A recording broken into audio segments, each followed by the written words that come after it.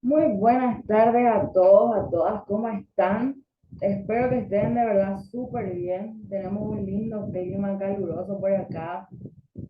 Espero que donde se encuentren estén pudiendo sobrellevar este calorcito repentino. Y bueno, volvemos con nuestra clase número 6, ¿sí? Creo que hay alguna que otra persona nueva, algún compañero o compañera nueva. No sé si se ha conectado o no se ha conectado. Pero bueno, a todos, a todas, bienvenidos, bienvenidas. Me gustaría empezar compartiendo con ustedes un pequeño material, sí, que va con este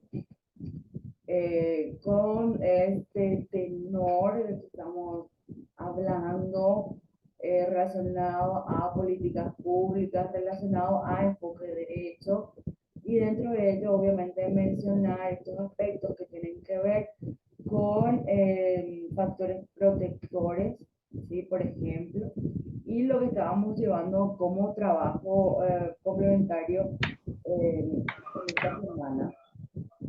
Entonces, voy a intentar compartir el material que tengo para ustedes. Me van, por favor, eh, mencionando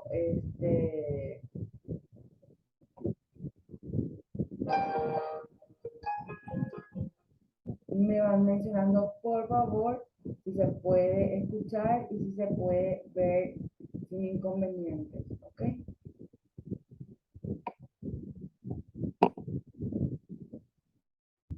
Empezamos entonces compartiendo este material y espero que sea de utilidad y que le puedan quitar el mayor provecho posible.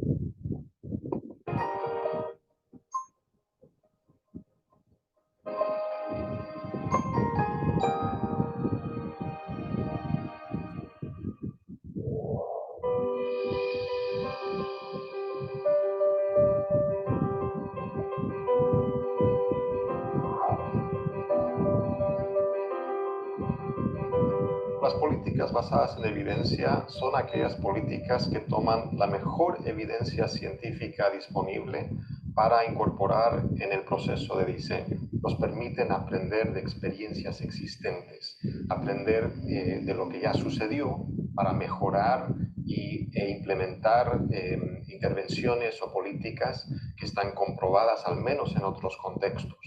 También puede ser una herramienta valiosísima para mejorar nuestros propios programas. Creo que las políticas basadas en evidencia en nuestra región son cada vez más comunes, pero todavía existe un camino por recorrer. En varios países de la región, yo creo que efectivamente sí es una tendencia. Las agencias del Estado están más interesadas en tener evidencia acerca de los beneficios de sus programas, en recolectar información, en medirse, en evaluarse, que más información y más evidencia retroalimente las políticas, que es muy bienvenida y que tomará un tiempo, digamos, que se establezca esa tendencia porque aún hay algunas dificultades. Diría yo que el primer desafío es un tema de capacidad institucional, es decir, en los equipos locales no se conoce bien de qué se tratan las evaluaciones, para qué sirven, por qué son útiles. Eh, y estos problemas de información llevan a muchos malentendidos sobre la utilidad de las evaluaciones y el potencial tan importante que tienen las evaluaciones en el mejor diseño de políticas públicas de la región. Y en segunda instancia hay un obstáculo muy importante de información. Hay muchas dificultades para encontrar datos e información que sea idónea para producir esa evidencia. El otro aspecto fundamental es, y donde hay más resistencia, es considerar que las evidencias científicas se demoran en producir. La política tiene otro ritmo y eso para los tomadores de decisiones es considerado como un elemento que puede ser, digamos, más difícil en términos de lo que significa implementar en la práctica esas evidencias que vienen desde el mundo científico. Y el otro aspecto a considerar es que muchas veces los tomadores de decisiones piensan que el contexto en el cual viven es muy particular y que aquellas evidencias científicas que vienen desde la investigación empírica o desde los informes de otros lugares no necesariamente son traducidos a la práctica para sus contextos específicos. En ese proceso es muy importante analizar la validez externa de la evidencia existente, tomando en cuenta, por ejemplo, qué tan aplicable es traspasar la evidencia de un contexto para otro contexto. Pero tenemos que tener cuidado de extrapolar evidencia que se construye en otro contexto a un caso particular de política económica que podemos tener en nuestro país o con nuestra población de interés. En ese caso tenemos que pensar cuidadosamente en la validez externa de la evidencia disponible para servir nuestro caso. Entonces existen muchos tipos de evidencia que alimenta las políticas públicas, pero no toda la evidencia es de buena calidad. Y uno cómo distingue la evidencia de calidad de la evidencia de no calidad. Hay un par, tal vez tres elementos importantes. El primero es los datos que están utilizando. Entonces, la fuente de información para crear esa evidencia es confiable, de dónde salieron esos datos, quién los registró. En segundo lugar, la metodología para generar esa evidencia es apropiada, no siempre, digamos, la simple información es válida, es indispensable que la manera como fue utilizada esa información sea rigurosa, sea apropiada. Entonces, la metodología para compilar esa evidencia, para evaluar un programa, para estudiar un programa, tiene que ser rigurosa desde un punto de vista, diría yo, que hasta científica. Y en tercer lugar, un poco el perfil de la persona que está, o la agencia o la institución que está generando esa evidencia. Entonces, también uno puede establecer la confiabilidad de los resultados dependiendo de la experticia que manejan los evaluadores o las personas que están produciendo esa evidencia. La utilización de la evidencia para reformular políticas públicas es difícil.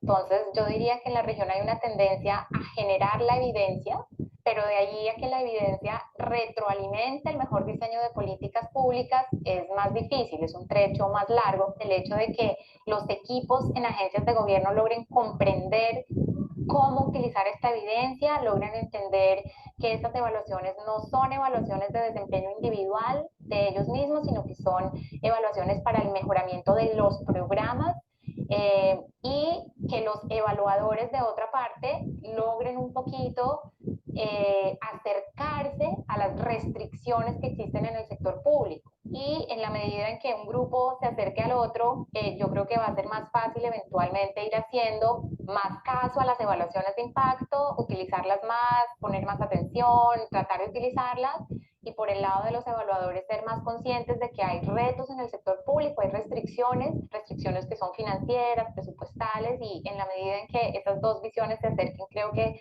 va a ser más fácil en el mediano plazo lograr retroalimentar las políticas públicas con mejor evidencia. El sector académico ha sido fundamental en este proceso, aparte de que ha generado y contribuido a generar esa evidencia, creo que también de cierta manera ha apoyado el proceso de fortalecimiento institucional. De alguna manera, al interactuar con las agencias del Estado, también se ha mejorado el conocimiento que hay ahí y la percepción que existe sobre las evaluaciones y su utilidad y para qué sirven y por qué son deseables.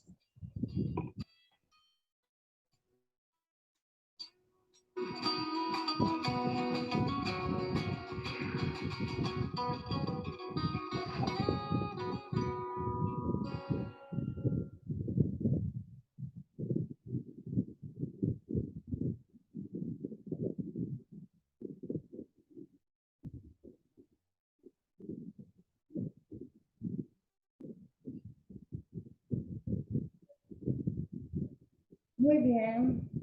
Espero que haya contribuido a una visión un poco más ampliada sobre temáticas que tienen que ver con políticas públicas, en este caso, el diseñar estas políticas o planes, programas, proyectos que se vinculen a la realidad del contexto actual en el que estamos transitando, ¿sí? Sea cual fuera esto.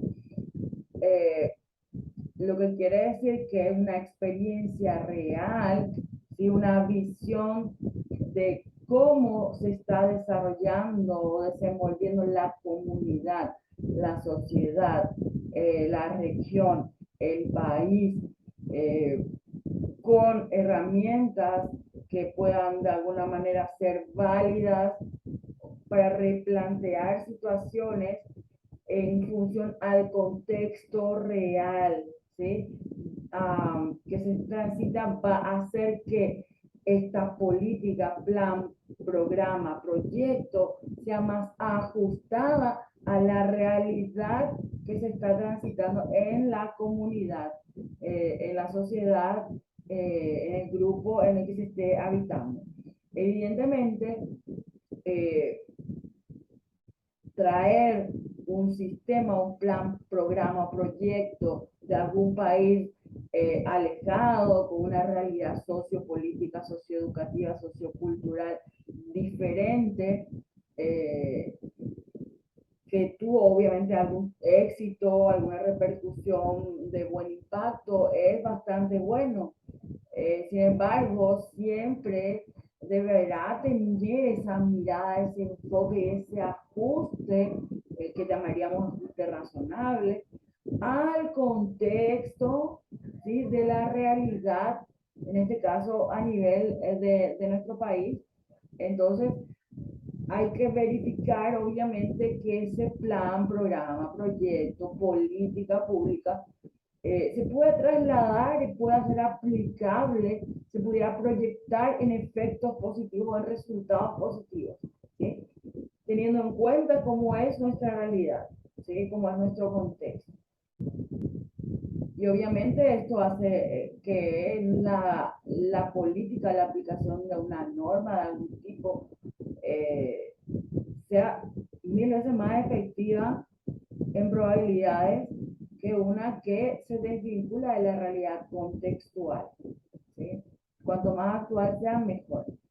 Entonces, lo que nosotros a la larga o a la corta, como cada uno vaya decidiendo, a través de esta capacitación, buscamos generar conciencia, promover herramientas de educación, de reeducación, ¿sí? Ubicar a nuestro eje central, ¿verdad? Para poder efectivizar nuestro trabajo, nuestra labor fundamental que apunta a la primera infancia, que apunta al desarrollo, al neurodesarrollo infantil temprano.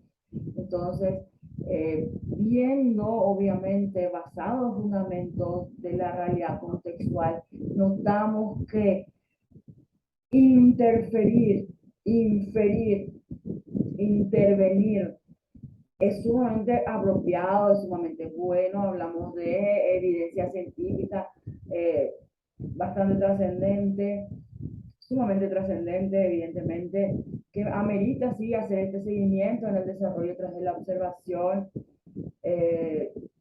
Sin embargo, vamos en base a experiencia, en base a fundamentos que ya se han creado, vamos a notar que esta intervención que hagamos como terapeutas o de manera terapéutica, por llamarle a un contexto programado, sistemático, que no tiene que ver con la escolarización, va a ser finalmente insuficiente en resultados, ¿sí? Por ejemplo, si lo traducimos a porcentajes, en vez de obtener un 100% como nos podemos haber planteado al iniciar nuestro proyecto, podemos obtener un 60, un 50, un 70% de los resultados esperados, programados. ¿sí? ¿Y esto por qué? Porque según la teoría, los fundamentos, la experiencia, la evidencia basada en experiencia, se nota, se percibe, se destaca que la intervención por horas en una secuencia semanal, obviamente cuando se requiere realizar una efectiva intervención, no va a ser suficiente. Por tanto, necesitamos, y por eso hacemos énfasis, por eso nos tomamos todo este tiempo para verificar, contextualizar, que para trabajar con nuestro objetivo principal y para que el efecto sea el máximo, es nuestro entorno a quien debemos comunicar, informar, educar, reeducar. ¿Ok? Son patrones a veces repetitivos de conducta que tienen que ver con hábitos de las comunidades, de las diferentes regiones, de las diferentes ciudades, tiene que ver con una cultura tradicionalista, por decirlo, por etiquetarlo rápidamente, ¿sí? Porque obviamente eso va a ir en dependencia del contexto. Y bueno, y puede llamarse de diferentes maneras. Simplemente para ejemplificar rápidamente, entonces necesitamos incurrir, referir, redundar en todo lo que refiere a la importancia de la acción de la familia, que es la primera sociedad de la que se va a vincular el niño, tanto la familia nuclear extendida, la comunidad y la sociedad en sí. ¿Ok? Entonces, si todos como engranaje vamos haciendo nuestra función, nuestra tarea, nuestro trabajo va a ser de lo que pudiera haber sido 50, 60, 70, va a tener un 100% de efectividad. ¿Ok? Si a porcentaje no respecta. Eso no quiere decir obviamente que el trabajo esté excelentemente 100% sin ningún defecto, ¿verdad? Quiere decir que en porcentaje, ¿sí? Estadísticamente hablando, el resultado cuando todos trabajamos en función de un objetivo o de nuestra misión, que sería intervenir en la primera infancia a través de situaciones que tengan que ver con cuestiones vinculadas a los trastornos posibles en el desarrollo infantil de manera temprana, ¿sí? Para lo cual necesitamos conocer todo lo que vamos a ir desglosando e indagando, que ya estamos también haciéndolo a través de los trabajos de investigación, que obviamente vamos a ir desarrollando con más amplitud a lo largo de los días. ¿Ok? ¿Alguna duda, alguna consulta, algo que no quedó muy claro? Algo que valga la pena o que consideren necesario compartir para aportar. Todo es bienvenido siempre.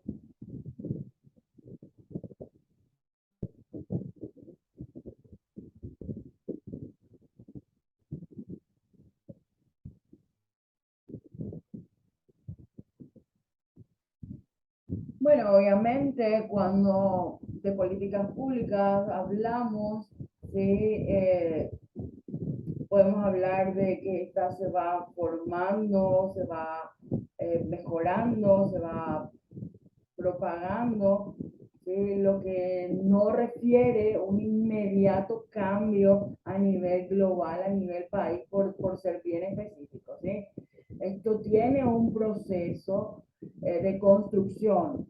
Una vez que salga la legislación, como gracias a Dios, diría yo, ¿verdad? En mi caso particular, ya existen políticas que apunten con énfasis en el desarrollo infantil temprano, con el énfasis de la atención a la primera infancia y otros planes, programas y proyectos que vamos a ir viendo más adelante también. Entonces, quiere decir que los sistemas se están formando hace un tiempo ya, que se van conformando y desplegando a nivel país, ¿sí? Que estos van a ir creciendo, van a ir mejorando en base a la experiencia que cada uno va viviendo. Y Y obviamente todavía no se puede garantizar, ¿verdad? Que obviamente llega al 100% de la población, tenemos nuestras limitaciones. Sin embargo, no podemos dejar de mencionar que para hacer todo lo que queremos hacer, para lograr todo lo que queremos lograr o mucho de lo que queremos lograr, es necesario que existan estas políticas públicas, ¿sí? Que tienen que que tienen que ser trazadas desde los gobernantes, ¿sí? Para que tenga una implicancia directa sobre todas las comunidades, sobre todos los municipios, y entonces los especialistas, las personas que están vinculadas al área, puedan hacerse de herramientas y estrategias para trabajar sobre esta situación. ¿Ok? Me permito compartir otro material con ustedes que tiene que ver con lo que estábamos mencionando hace un momento, que es como un engranaje de este sistema que al final el sistema se va acomodando y se va implantando en la sociedad. ¿Okay?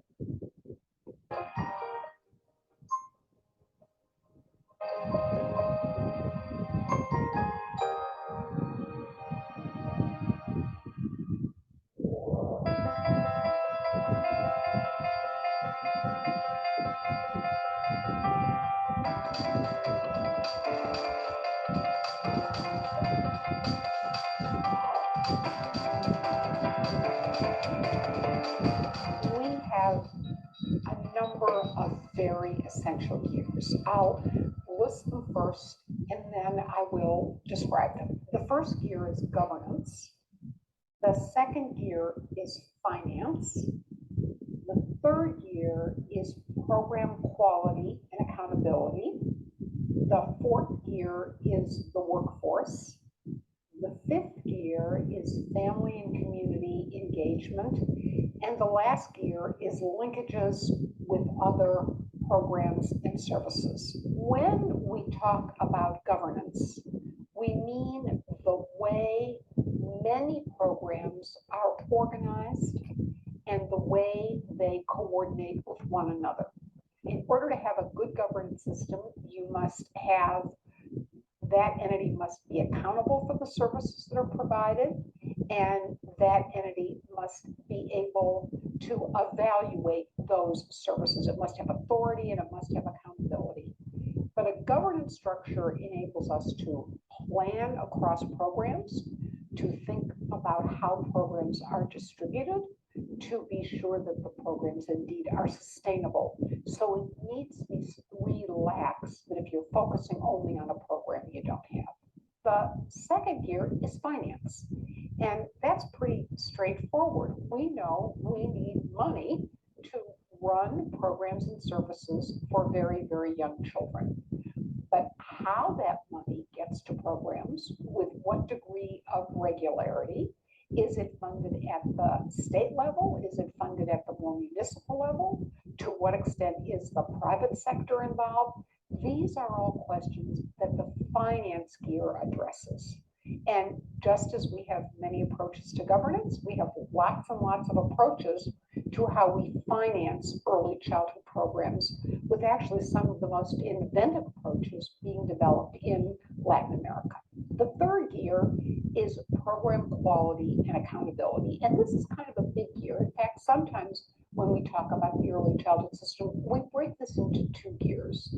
But program quality and accountability, it kind of means just what it says. It is that the programs will be of high quality. There will be standards that the programs must meet. There will be a mechanism for evaluating if the programs meet those standards, and there will be a mechanism for improving the quality. So we lump together program quality and accountability. Inherent in this, there is also the monitoring of programs and the development by usually public entities of a data system that chronicles how programs are doing. So there's a lot in that one gear, program quality and accountability. The fourth gear is the workforce gear, and that one is particularly important because the quality of any institution is based on the quality of the people who work in it. And the workforce gear addresses how we prepare, how we pay, how we train people who work with very young children. It concerns both what happens to potential teachers and service providers before they work with young children, pre-service training, and after or while they are working with young children, which is often called in-service training. And there are a lot of innovations that are happening internationally. We're collecting a lot of research and we're learning how to do this much, much, much more effectively now. The next gear is family and community engagement. And when you are dealing with very young children, the need to have the family engaged is critically important. Remember that young children are very, very vulnerable. They're very, very fragile. They're highly impacted by everything that happens to them. And so having their parents involved in the programs that are serving them, having their parents involved in the educative process of their young children, and having communities support these young programs is critically important. And finally, the last gear is linkages, the way we link with all of the sister institutions that serve young children. You can't have programs stand in isolation because indeed we would not be productive. The results would not be productive. And so we're talking about how early childhood programs link with schools, how they link with health agencies, how they link with libraries and museums, other offerings that are available in the community. So attention needs to be accorded to each one of these gears. And it's hard to do. It's hard to do all at one time. It's hard to think about this all at one time. But if we're talking about a system, each of these different gears must be addressed. So each of these gears is really important because it both directly and indirectly affects the services and the programs for young children. Each one of these gears impacts direct services profoundly, and that's why it is seen as part of the infrastructure or part of the support to keep the flowers or the programs growing and thriving, if you will. And the reason why we chose the metaphor of gears is because if you have one gear, it can spin, but it won't drive an entire system. Gears must be linked with other gears. And indeed, in the early childhood infrastructure, nothing could be more true. Every gear or every element of the infrastructure interacts with every other gear. So the gears are highly, highly interdependent. Indeed, the interrelationships are critically important. And it also speaks to the challenge of mounting this, of implementing this, because it's very important as we are building the system to work on all of the gears concurrently. If you leave one out, again, you won't have a functioning system. Each gear is sort of like a wonderful person who's part of a family. And just as we as humans change, the elements of the gears change a little bit. And so the nature of quality changes over time. It also changes by place. What constitutes quality in Latin America may not be exactly the same as what constitutes quality in China or as what constitutes quality in the Nordic countries. So because cultures vary, because people want certain things for their children that reflect their culture and their being, sometimes our ideas about quality change over place as well as over time.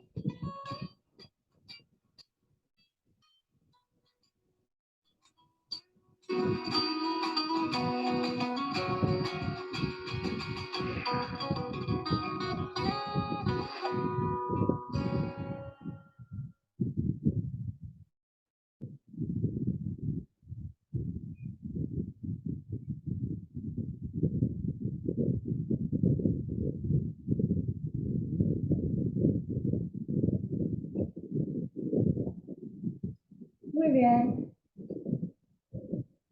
Me gustaría, si fuera posible, algún comentario, algún resumen, algún parecer acerca de los materiales que hemos visto, acerca de lo que comenté a tal vez alguna experiencia, alguna sugerencia con relación a lo que estábamos mencionando antes de continuar con lo que sigue, obviamente. Quieren levantar la mano o pueden abrir sus micrófonos sin ningún inconveniente.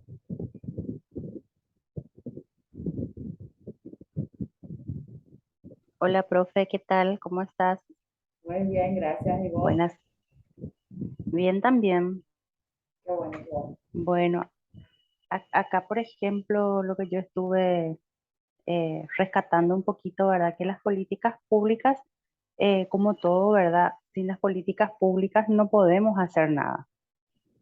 Tenemos que tener, o sea, que apuntar a que se desarrollen programas y que obviamente sean hechas, ¿verdad? Por gente que tienen una capacidad o un estudio de campo importante como para que nos puedan asegurar que salgan nuestros proyectos. O sea, más o menos entendiendo a eso se refiere. Una vez que tengamos eso, ¿verdad? Tenemos lo que tenemos el engranaje de nuestro sistema, ¿verdad? Que necesitamos una cabeza, que es, ¿verdad? La que va a gobernar o la que va a dirigir toda la estructura. El financiamiento, obviamente que necesitamos eh, económicamente, tiene que ser solvente, tenés que tener mucho apoyo, ya sea en cuanto públicamente hablando o tener financiación privada, o sea, hay que ver de dónde salen los fondos. Y la rendición de cuentas, ¿verdad? Obviamente, ¿verdad?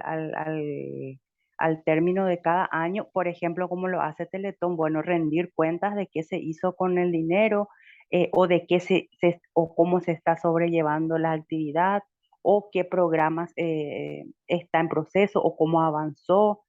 Sería todo un vínculo grande, ¿verdad?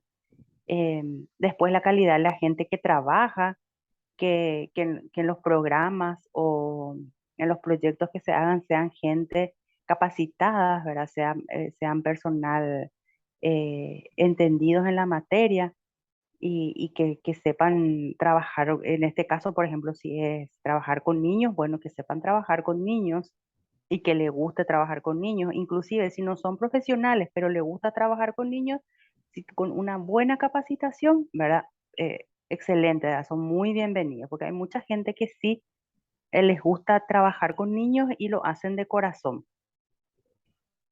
Bueno, y en eso también tenemos que involucrar a las familias, porque, como yo digo, por ejemplo, nosotros, un ejemplo, ¿verdad? En fisioterapia trabajamos 40 minutos con el paciente, pero con los padres están todo el día, o sea, las 24 horas. Y si vos no le involucras a esa familia, ese niño, con una terapia que haga por día o 3 veces por semana, es poco, no le sirve. Y tratar de involucrar a toda la comunidad, ¿verdad? O sea que eh, en el sentido, ¿verdad? Por ejemplo, ahora, en el cuanto a discapacidad, se involucró realmente mucho más a la comunidad, porque en los shopping, en lugares públicos, vos ves gente con discapacidad que acude, vos ves gente con silla de ruedas, vos ves gente, o sea, es como si fuese que se abrió ese mundo que antes no se veía, ¿verdad? Porque antes al discapacitado, al niñito discapacitado, se lo tenía encerrado en la pieza, no tenía que salir, no se escolarizaba, eh, o sea, pasaba por muchas penurias realmente, que ahora, si bien ya no es así, o sea, hay cosas, hay barreras que se están rompiendo y de a poquito, pero se están rompiendo y se están logrando, ¿verdad? Con las mismas las barreras arquitectónicas, ¿verdad? Que teníamos antes, de por ahí, ahora en lugares ya tenés lugar para discapacitados, ya tenés acceso a rampa, o sea que hay baños que están adaptados ya para ellos, en los súper, o sea que en muchos lugares, hasta en las estaciones de servicio, hay lugares que se están haciendo para este tipo de personas, ¿verdad? Con alguna limitación física. Y bueno, eso es lo que yo rescato de todo lo que vimos. O sea, que si algo está encaminado y que sale, o sea, que tenemos un proyecto y lo encaminamos, que se puede lograr cosas y que se puede lograr lindas cosas, ¿verdad? Por ejemplo, como el proyecto, como te dije, que salió mucho y se hizo mucho énfasis en darle lugar a la gente con discapacidad, inclusive con los buses. Aunque en los buses no sé si se cumplen 100% porque la gente igual se queja mucho que a veces no le alzan, ¿verdad? No le suben, o por no perder el tiempo con ellos, pasan de largo.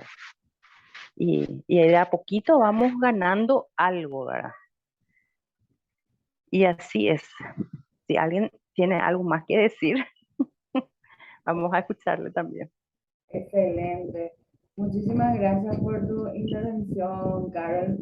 De verdad, muy, muy apropiados, muy, muy destacando puntos sumamente esenciales. Así que muy, muy bueno. Lo que yo pudiera aportar, ¿verdad? Dentro de las políticas, ¿verdad? O sea, dentro de la estructura de nuestro engranaje que se va generando, tenemos que lo que aporta, por ejemplo, en este caso el Ministerio de la Niñez y Adolescencia, ¿verdad? Eh, por ejemplo, para mencionar nada más hoy, luego también vamos a verlo en detalle, la estrategia que se, ya pudieron conocer, tienen una página, lo pueden buscar para ir viendo. Es una estrategia nacional, ¿sí?, de intervención, eh, que obviamente tiene el apoyo de entidades sumamente reconocidas, nacionales e internacionales, en nuestro país, ¿verdad? Entonces, para pasar a mirar un poquito, están en todas las redes sociales también, así que no van a tener inconvenientes. También hay otros que, por ejemplo, que es un poco, que ahora actualmente está haciendo bastante promoción, que son ludotecas. Entonces, esto funciona lo que tiene que ver con esta política de desarrollo infantil temprano. Estas bibliotecas, y creo que acá en Asunción, así digamos más referencial, eh, se encontraba, imagino que sigue estando, en el Parque de Iguazú, por ejemplo, ¿verdad? Y obviamente las personas que trabajan dentro de este sistema reciben la capacitación, la certificación y todo lo más actual en referente a métodos, medios y estrategias para interactuar con la primera infancia. Dentro también de algunos programas de formación y capacitación para nosotros, las personas que queremos estar vinculados siempre a lo referente a primera infancia, UNICEF, por ejemplo, UNICEF Paraguay, junto y con el apoyo, obviamente, del Ministerio de la Niñez, la Adolescencia, y otras entidades o organizaciones no gubernamentales también, ¿verdad?, de Paraguay. Tenemos, por ejemplo, un programa que se llama Maestras Mochileras, donde se hace una formación, una capacitación, sí, para que puedan googlear, ¿verdad?, un poquito, o ingresar a la página de UNICEF e ir leyendo, ¿verdad?, como digamos, también, aunque no se vea mucho, ¿verdad?, hay un montón de personas que están trabajando de poquito en poquito, se están formando, están puliendo situaciones, están tomando, registrando esta evidencia de nuestra situación para ir obviamente luego a hacer ese ajuste tal vez a la política si fuera necesario, ¿verdad? La política, digo, al decreto, a la parte escrita, ¿verdad? La legislación propiamente dicha, ¿verdad? Y obviamente todo esto se apoya y puede fluir y puede existir, ¿sí?, mediante que se generó esta aprobación, esta legislación que apunta al desarrollo infantil temprano.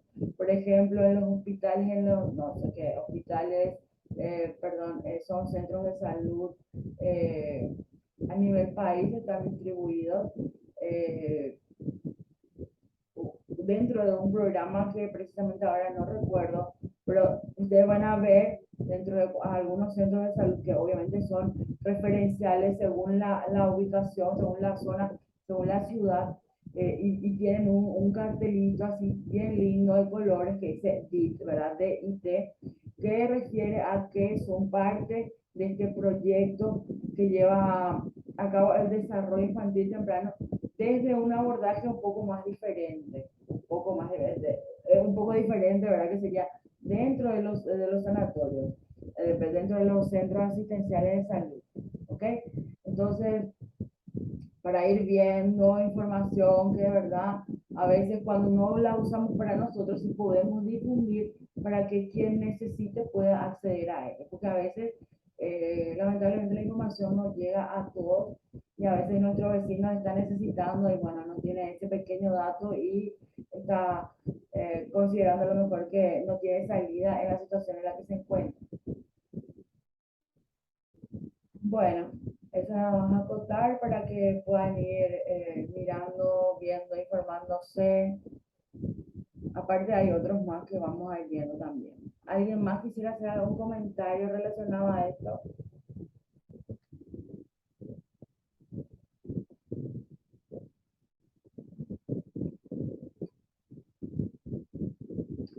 Obviamente estos planes, programas, proyectos, ¿verdad?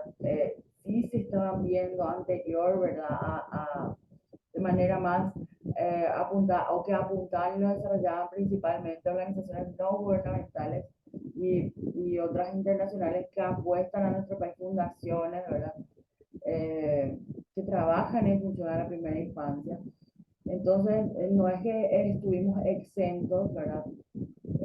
Pero obviamente no se puede hacer una intervención a nivel país si todos los aspectos del engranaje y dentro de ellos están estas directivas y esta inversión económica, ¿sí?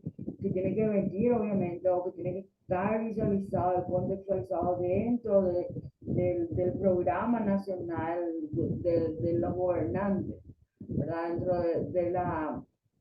Del proyecto económico. Y a raíz de eso, obviamente, las cosas fluyen un poco más rápido, tienen ese apoyo, porque obviamente una ley nacional tiene ese impacto en todas las partes del país, o debería, y se trabaja en función a ellas. Cuando estas no estaban escritas, se trabajaba a pulmón. Obviamente se sigue haciendo eso, pero una vez que existe esto, tenemos ese apoyo y esa motivación también tal vez que se necesita para continuar a pesar de que la situación no siempre refleja un resultado del 100% como queremos nosotros en la mayoría de las veces. Sin embargo, hacer un poquito es mucho, a veces todo, es mil veces mejor que no hacer nada. Así que bueno, es intentar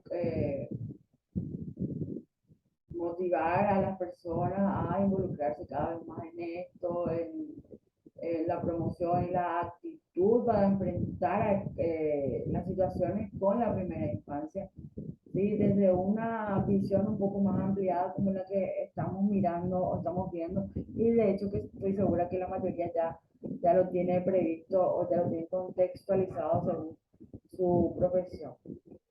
¿Okay? Muy bien.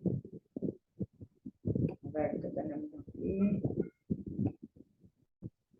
Quería preguntarles cómo les fue con el trabajo.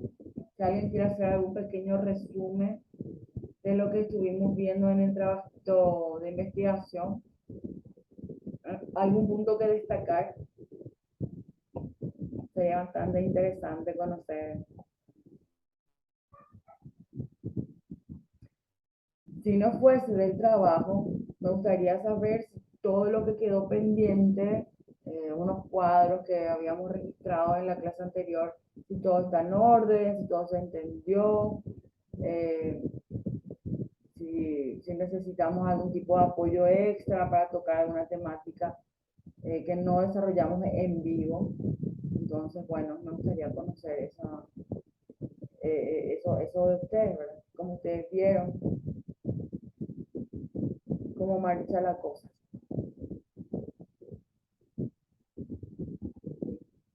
Si no lo quieren decir a viva voz, igual me pueden escribir acá en el chat y yo voy leyendo.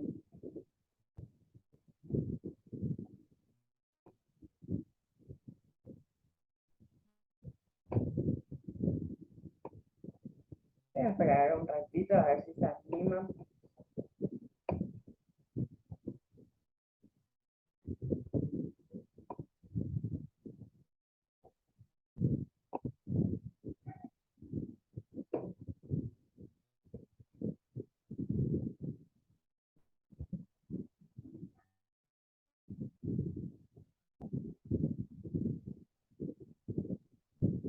Hola, profe, Sí, hola. ¿qué tal? Vecino. Estoy buscando mi tarea, por eso estoy acá calladita. Perdón. Yo no estuve en la clase anterior, pero sí pude ingresar al material y estuve viendo y hice mi tarea, ¿verdad? Y voy a compartir contigo un poco de lo que hice, a ver qué tal está, ¿verdad? Espero no estar tan equivocada. Nuestra tarea era el niño y la niña como objeto de protección, el niño y la niña como sujeto de derecho y tres ejemplos de cada señalamiento, ¿verdad? Eh, bueno, ¿qué significado de ser objeto de protección? El significado que niños y niñas y adolescentes gocen de los derechos que les corresponden a todas las personas, pero además tienen derechos específicos y especiales. Eso fue lo que yo encontré. Después tenemos el Sistema Nacional de Promoción y Protección Integral a la Niñez y la Adolescencia, que es la ley número 1680/01, que está en el Código de la Niñez y la Adolescencia. Crea el Sistema Nacional de Protección y Promoción Integral de la Niñez y la Adolescencia, que se constituye en el órgano competente para preparar y supervisar la ejecución de la política nacional destinada a garantizar la plena vigencia de de los actos y de sus condiciones, y que se traducen en deberes específicos para la familia, la sociedad y el Estado.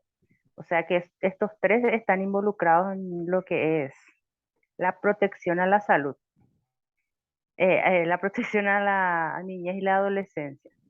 Y tenemos como órganos nacionales de promociones y protección integral de la niñez y la adolescencia son el Ministerio de la Niñez y la Adolescencia, el Consejo Nacional de la Niñez y la Adolescencia, los consejos municipales de niñez y la adolescencia, los consejos departamentales de la niñez y la adolescencia y tenemos la CODENI.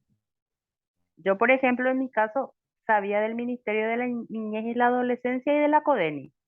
De los otros, por ejemplo, yo no tenía conocimiento. Ahora nomás que estuve haciendo el trabajo, encontré. Y la que más conozco es la CODENI, ¿verdad? Que es la que más suele acudir en los casos de cuando hay niños en etapa de, o sea, que en estado de abandono y cosas así, ¿verdad? Lo que más se ve.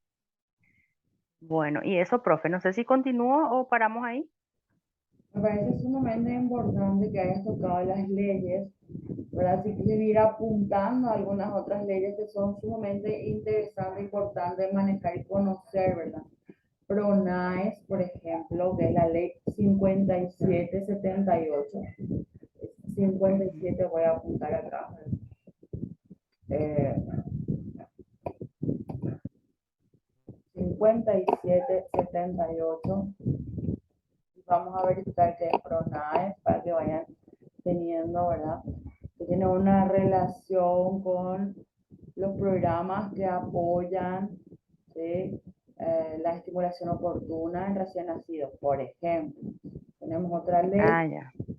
tenemos que es la 5508, y digamos esto es como a grandes rasgos, que este tiene que ver con la protección a la maternidad, ¿sí?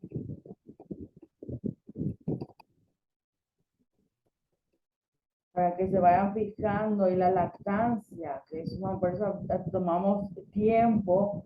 Yo no sé si están están cómodos con el tiempo, pero bueno, son aspectos que se van tratando y que están sumamente vinculados con el desarrollo y después las situaciones van surgiendo en función a cómo se fueron desarrollando o desenvolviendo en las primeras etapas, siendo esta la concepción o a partir de ella, ¿ok? Entonces por eso es bastante importante. Tenemos, y bueno, como ven, el tema de la protección a la maternidad y protección a la lactancia, ¿verdad? Garantía legal existe. Obviamente nosotros nos topamos con situaciones lamentables, ¿verdad? Porque no se puede decir de otra manera, en donde estos derechos son vulnerados, pero son derechos que se pueden reclamar, ¿sí? Porque Claro. están por ley estipulados, después de, como pueden ver, muchísimo tiempo, bueno, esto existe.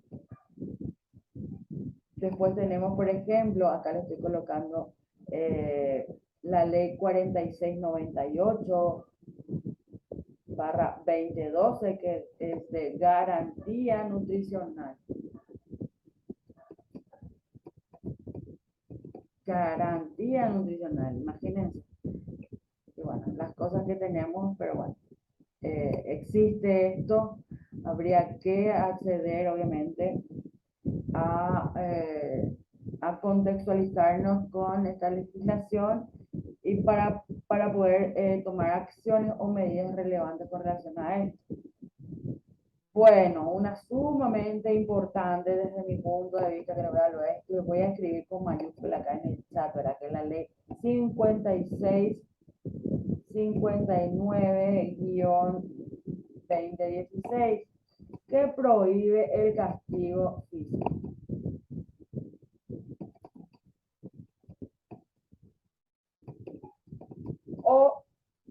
Sería otro tipo de violencia como método de disciplina en todos los ámbitos, familiar, público, institucional. Lamentablemente, hemos escuchado estos días estas noticias tan desgarradoras, la violencia dentro de la escuela, de los propios pares y entre ellos. Lamentablemente, bueno, esas conductas suelen ser viciadas ya traducidas o trasladadas por los familiares adultos. Castigo físico o cualquier tipo de violencia como método, que acá un problema, el método tradicional.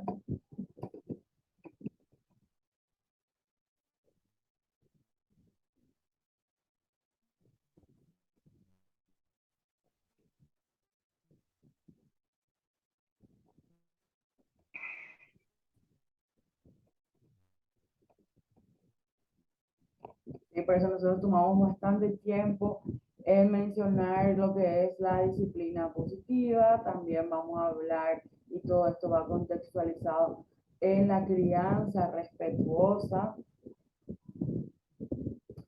Y una ley que, o sea, hay todavía un montón, pero bueno, estas nada más les quiero ya dejar ahí para que vayan investigando, teniendo ya una referencia en sus carpetas, las que no la tienen todavía. ¿Sí? Tenemos esta ley 5732, que tiene que ver con los recién nacidos, ¿sí? Tiene que ver con la detección neonatal precoz, diagnóstico y tratamiento. Así que ahí estamos nosotros como vamos entrando de a poquito dentro de la temática o el eje central de esto. La cuestión nuestra es que si no logramos visualizar nuestro contexto o no logramos vincularnos a nuestro contexto, nuestras acciones, por más especializadas, por más buenas, por más bien programadas, por más garantizado aparente en cuestiones de resultados, no se va a reflejar finalmente en nuestro contexto por estas situaciones de falta de interaccionar como, digamos, ya engranaje dentro de nuestra comunidad nada más, ¿verdad? Y obviamente esto se va a ir asociando con otras comunidades a lo largo de lo que respecta a nuestra sociedad y a lo largo de nuestro contexto social, nuestro país.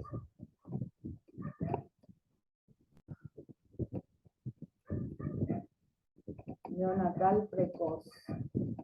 Neonatal y precoz. Tiene que ver con el diagnóstico y el tratamiento.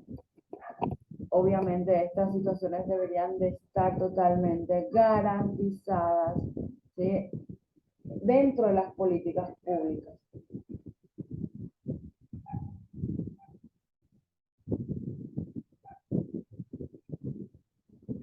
Tenemos también dentro de esto, voy a mencionar si quieren ir leyendo más, apuntando, tenemos, hablando de programas, tenemos el programa Abrazo y este programa que les mencionaba de desarrollo infantil temprano que se encuentra en los centros de salud, la estrategia como ya mencioné, y un programa que es de protección social que se llama Vamos, ¿sí? V corta, AMOS, ¿verdad? Esas son cuestiones, planes, programas específicamente que se van desarrollando a medida que va pasando este tiempo dentro de nuestro contexto social. ¿Bien?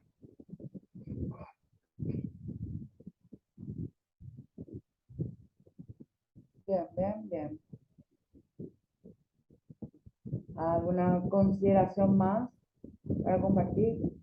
Espero que les sea de utilidad y ya vayan registrando esas leyes para lo que fuera necesario, para informar a las personas sobre esto. Sobre todo la ley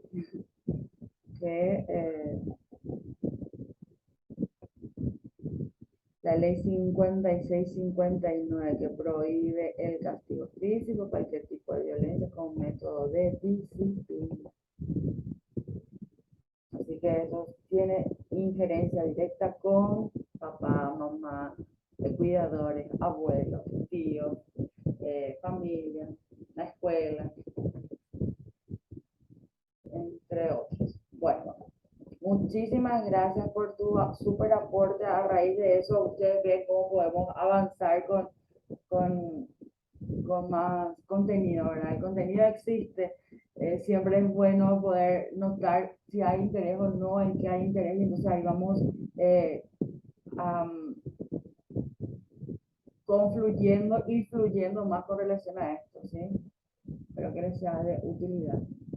Entonces, ya que estamos hablando de esto que tiene que ver con la acción, ¿sí? Vamos a ver lo que en un material que me gustaría compartirles también. Luego, si van pensando si esta forma de trabajo es que a veces no terminamos de desarrollar la parte textual o contextual de la temática, les resulta bien, o si quisieran que la desarrollemos al pie de la letra. Entonces me gustaría conocer su punto de vista con relación a esto, ¿sí? O si lo dejamos para cuando tengan algún tipo de dudas, y entonces ahí en ese momento simplemente volvemos a tocar la temática que tiene algún tipo o que genera algún tipo de duda, ¿ok? Bueno, vamos a compartir este material, espero que les sea de mucha utilidad. Y esto tiene que ver con el costo de no actuar.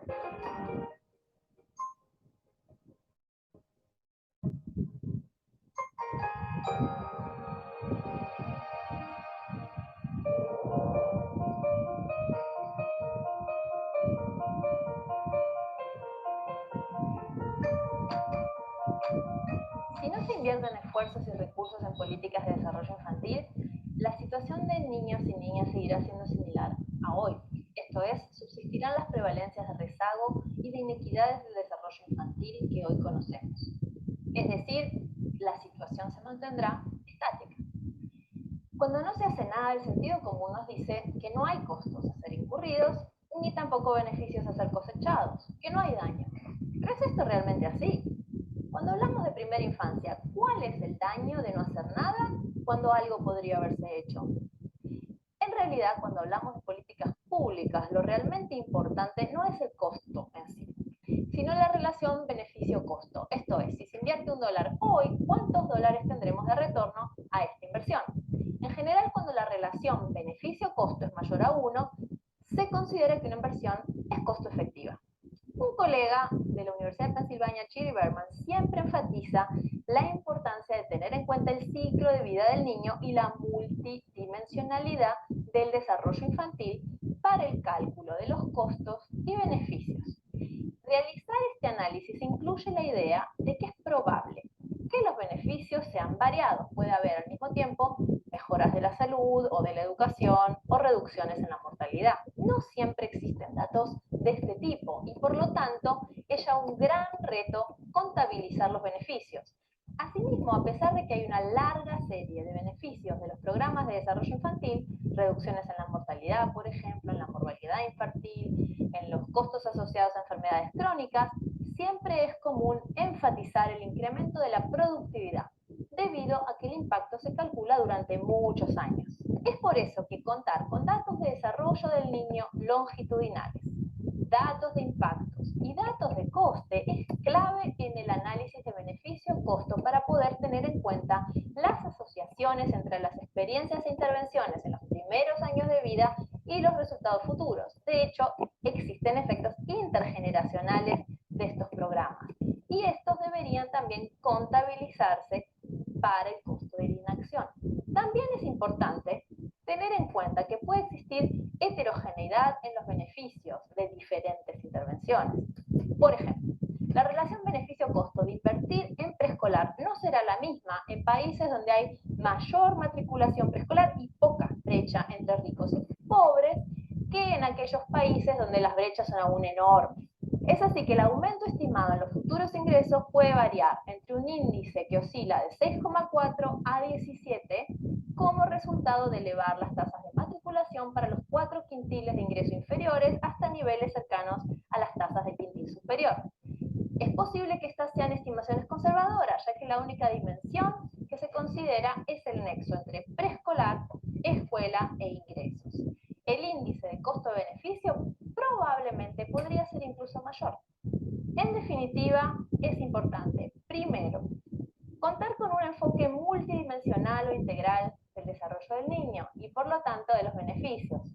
Segundo, contabilizar costos y beneficios a largo plazo. Y tercero, para asegurar la sostenibilidad de los programas, se debe contar con análisis de costo-beneficio de todos los servicios fundamentales, tales como son la crianza, la alimentación, la vacunación, el aprendizaje, la escolaridad. Es importante al considerar los costos de la falta de acción en la inversión a la infancia que también se consideren los costos de la acción, tales como son los costos del recurso humano, la capacitación, el monitoreo y la supervisión. Actualmente en el mundo, 200 millones de niños están en riesgo de no alcanzar su potencial de desarrollo. Los costos de no invertir se estiman actualmente en varios puntos del Producto Bruto Interno, dependiendo del país considerado. El costo de la inacción es irreversible y lo que no se hace hoy no se podrá recuperar mañana. El momento de actuar es ahora.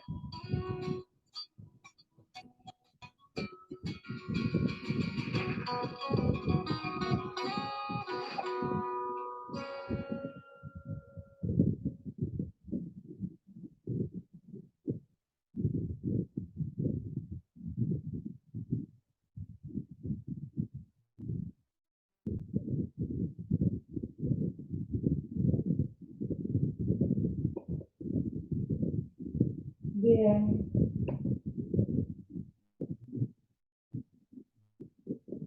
¿Qué les pareció?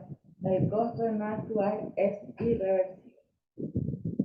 Pero así también el costo de actuar de manera imprudente puede también provocar una situación irreversible. Esta puede ser negativa.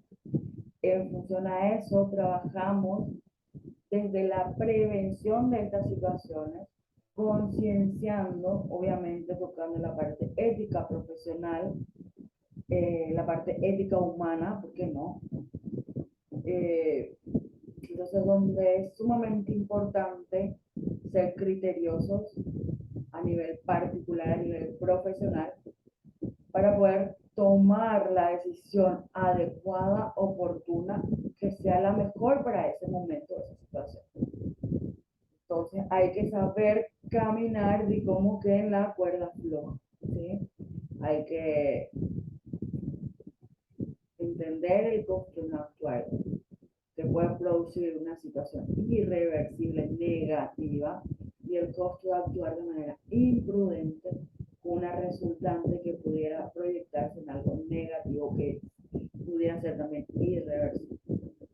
Entonces, a nivel de toma de conciencia para las acciones, tenemos que tener presente que una acción genera una reacción y a veces esta reacción no va a ser necesariamente la que nosotros estamos esperando.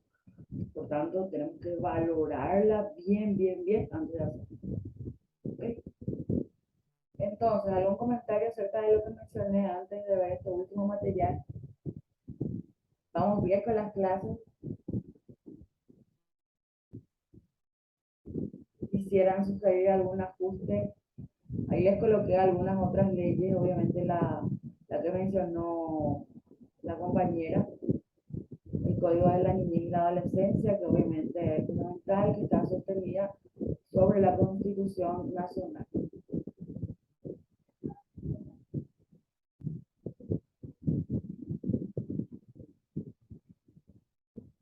Ok, si no quieren comentar nada, yo me tendré que quedar con la idea de que todo va bien.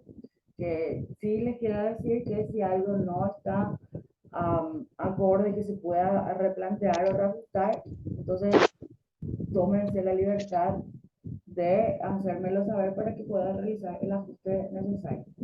A ver, alguien a ver. Súper bien, profe.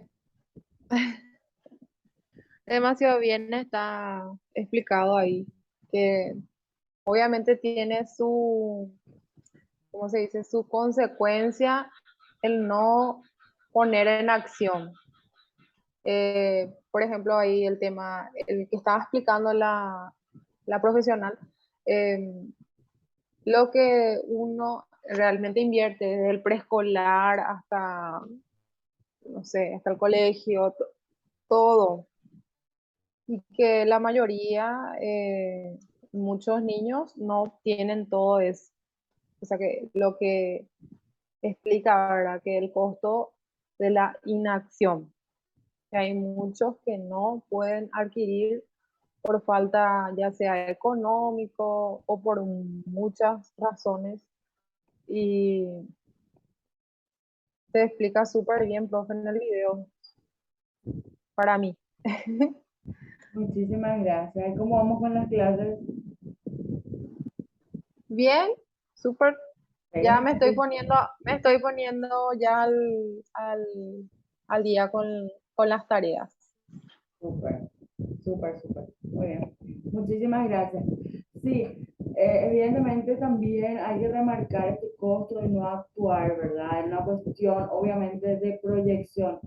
Por eso es que también tomamos esto y lo vinculamos a las investigaciones a las investigaciones propias, digamos, del área, que es la que van llevando como trabajo en la semana. Porque evidentemente hablamos siempre y para que vean que desde todos los puntos de vista de todas las áreas de este engranaje, la proyección del ciclo de la vida del niño, la niña, se tiene que manifestar o iniciar desde la gestación.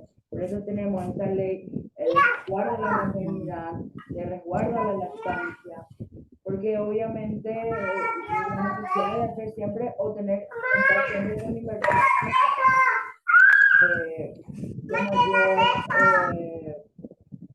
de mayor injerencia para poder cubrir la necesidad que existe, ¿verdad? Con relación a esto de no realmente tomar ella toma un ejemplo, por ejemplo, valga la redundancia, el ejemplo de la escolarización en la preescolar. o en la sala maternal, lo que implica, ¿verdad? Esa proyección de cuánto te cuesta hacer o generar una sala maternal donde garantizar que el niño va a ser alimentado tanto en el desayuno, en la merienda, en el almuerzo, si es posible, en la merienda. Entonces, garantizas alimentación, garantizas un cuidado especializado, garantizas una observación de un profesional que con mucha o mediana capacitación está dedicado a mirar, a fijarse en señales de alerta que pudieran interferir o inferir en su desarrollo. Por lo tanto, este va a poder comunicar en tiempo. No sabemos tiempo, pero por lo menos en tiempo.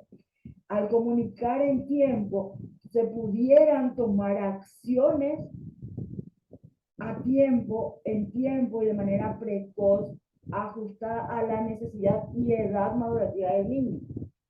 Por tanto, si fuera, por ejemplo, en el caso de una discapacidad o en el caso de una situación de trastorno en el desarrollo, que se pudiera moldear aprovechando la plasticidad neuronal ampliamente fluida dentro de los primeros 6 años con tanto potencial, se pudiera moldear y condicionar o acondicionar, ¿sí? Para que esto vaya nivelándose y llegue al primer grado lo más desarrollado con relación a lo óptimo que se busca, ¿sí? Obviamente no es comparado a una tabla de desarrollo internacional, es comparado a lo que se puede esperar de un niño que presenta una posible discapacidad o señales de alerta, una posible discapacidad o un posible trastorno en su desarrollo, ¿sí? Que obviamente cuando hay una posibilidad, la proyección tiene que ser de alerta porque algo va a ocurrir. Entonces, si yo puedo trabajar desde ese momento, entonces el trabajo va a parecer menos costoso, pero va a ser más fiable. Los resultados son como con una garantía más elevada que lo que pudiera ocurrir a partir de los 7, 8 años, ya cuando estemos en primer grado, ¿sí? Cuando nos demos cuenta y el niño no hace la pinza y por eso no puede escribir, o porque existe un trastorno tal vez de la coordinación óculo-manual, no puede realizar las letras o los dibujos o los trazos que está buscando la maestra. Cuando entra, bueno, a veces es cuestionar, ¿verdad?, nuestro sistema de educación, ¿verdad? Pero es simplemente, no vamos a entrar en eso, ¿verdad? Porque eso ya es más personal, yo creo, pero sí tocar como un ejemplo que se puede ahondar, charlar y rever las veces que sea necesario, que tiene que ver con que la maestra ya tiene que dar, por ejemplo, una nota, a veces numerada, a veces con logrado, no logrado, ¿verdad? Entonces, finalmente el niño termina a veces siendo como juzgado a raíz de una situación que no se vincula con su aprendizaje o con el objetivo de aprendizaje del momento. Se vincula con una situación que no dependía de él, porque él no iba a saber que tenía a lo mejor una situación particular con relación a la coordinación óculo-manual. A lo mejor él no podía tomar el alimento y llevárselo a la boca, algo que tiene o que se promueve desde los 6 años, ¿sí? Dentro de un tipo de alimentación complementaria de autogestión, que podemos ir viéndolo, si ya no, creo que lo mencionamos en algún momento. ¿Me explico? Entonces, ¿qué costo tiene? ¿Cuánto le cuesta al Estado, por ponerlo así? ¿Cuánto le cuesta al Estado invertir en buenas salas maternales? Y no digo lujosas y que cuenten con todo y que sean profesionales del top y top y top. No, profesionales que esté vinculado a esto, que sepan lo que es respetar a un niño, que sepan observar, que puedan comunicar cuando hay alguna situación que llama la atención, ya que si se queda en la casa, se queda con la abuelita, que ya está ya se encuentra probablemente en la tercera edad, probablemente. Por tanto, su nivel de interés y de observación, teniendo en cuenta el desarrollo cultural y educativo de esta persona, no va a ser igual al que va a tener una maestra o una persona que se encuentra encargada en una sala maternal. ¿Me explico? Entonces, ¿cuánto le cuesta al Estado hacer una sala donde va a ir toda la comunidad, donde van a poder atenderse a necesidades desde temprano? ¿Sí? ¿Y cuánto le cuesta al Estado, una vez diagnosticado a partir de los 8 años, cerrado su diagnóstico, porque hay situaciones que obviamente tienen que ver con la madurez y hay que esperar, hay otras que se pueden diagnosticar antes, que obviamente los rasgos y las señales son bastante, bastante grandes, bastante maduras, bastante, bueno, y bueno, se pueden diagnosticar de forma muy temprana, y hay otras que necesitan la maduración de todo del órgano o del sistema orgánico. Entonces se espera para diagnosticar, sin embargo, se atiende y se interviene con relación a esas señales de alerta que va presentando, en pos de prevención, ¿sí? de buscar la nivelación y hacer ese modelaje que se puede hacer a nivel neuronal, a nivel de neuroplasticidad, y entonces la intervención es oportuna, acertada. Una vez diagnosticado, en el peor de los casos, se diagnostica, bueno, no le vamos a poner un título específico, vamos a dejarlo en un trastorno generalizado del desarrollo, ¿sí? Que ahora, entonces, a los 8 años el niño tiene que empezar a recorrer todos los centros asistenciales buscando un montón de situaciones cuando mamá y papá tienen que salir a trabajar.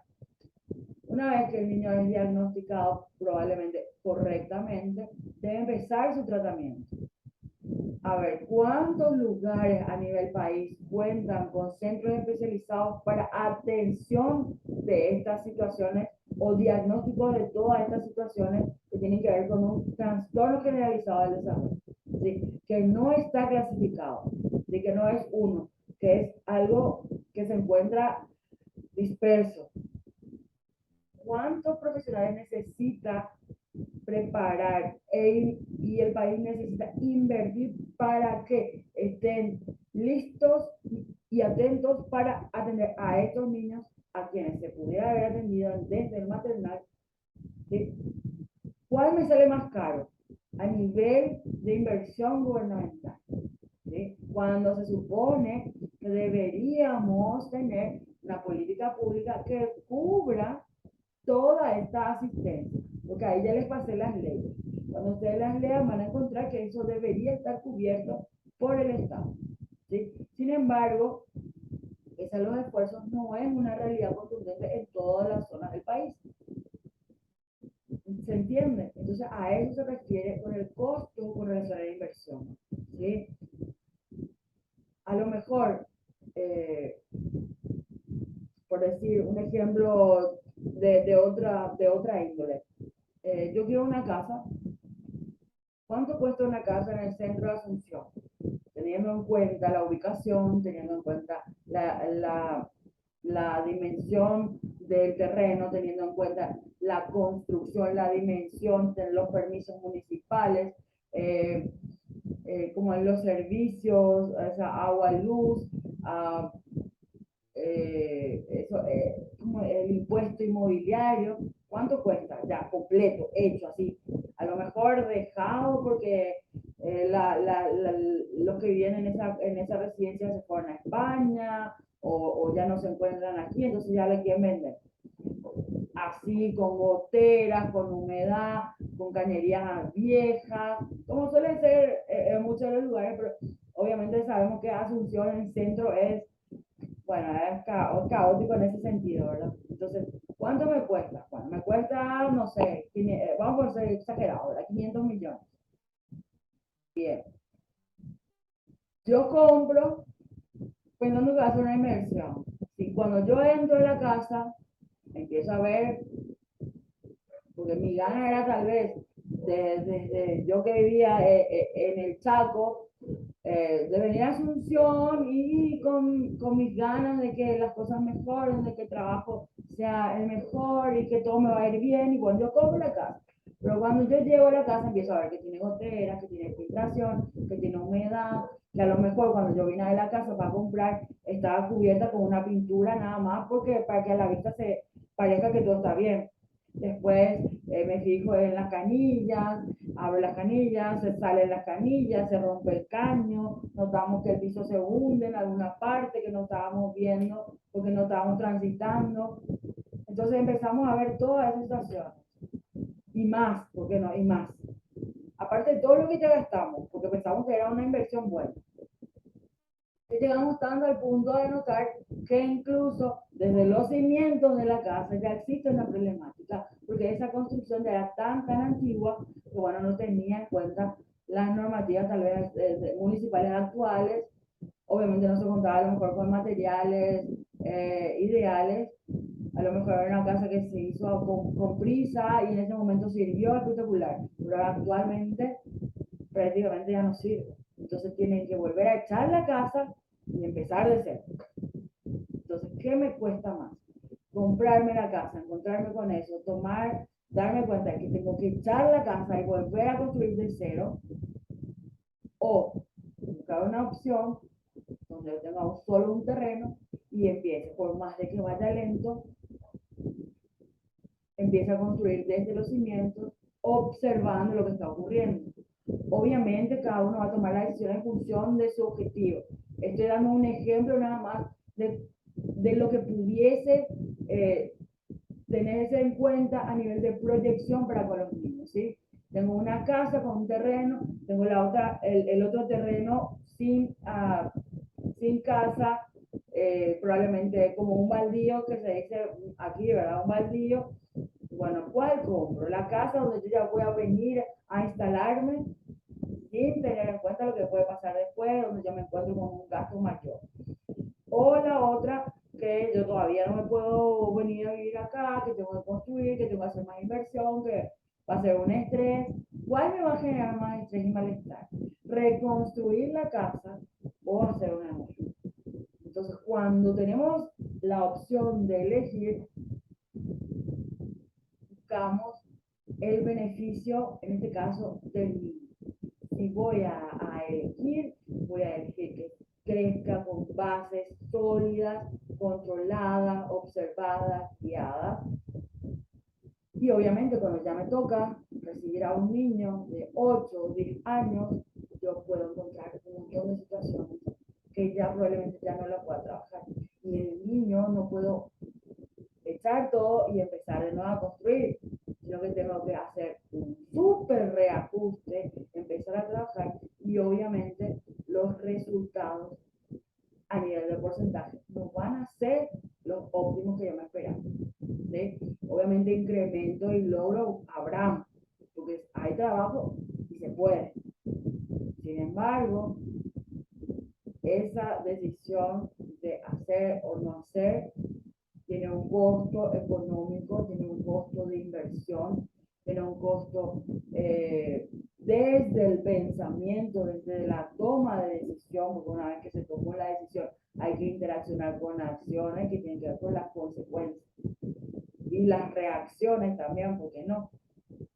Entonces, bueno, más o menos a ver que se entienda completo, ¿verdad? Que estoy la proyección económica es tomar decisiones lo más asertivamente posible en tiempo y forma, cuando ya sabemos que el niño va a tener un proceso, a lo mejor hay muchos niños, a lo mejor se puede determinar por estas investigaciones que las podemos hacer de manera independiente o con pequeños grupos en varias ciudades, armar como una estrategia, un equipo en el cual se pueda visibilizar que ese equipo que se encuentra en una zona alejada del país, alejada por relación a lo que es Asunción, me refiero.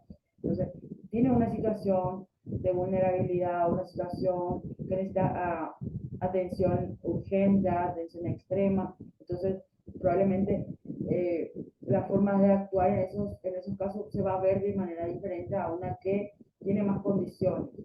¿Okay? Sin embargo, aquella requiere más inversión. Requiere inversión desde el profesional, requiere inversión desde la reeducación, desde la concienciación a nivel de comunidad, entre otras cosas. La inversión se ve en forma económica porque es necesario, porque de verdad es una garantía que tiene que dar el Estado. Sin embargo, cuando hablamos también de no actuar, vemos que nosotros o nosotras tenemos una responsabilidad social que se vincula al conocimiento y al profesionalismo. Entonces, desde nuestra área, desde donde estamos, con lo que tengamos, siempre es bueno poder colaborar, porque eso también es nuestra función desde la óptica del conocimiento.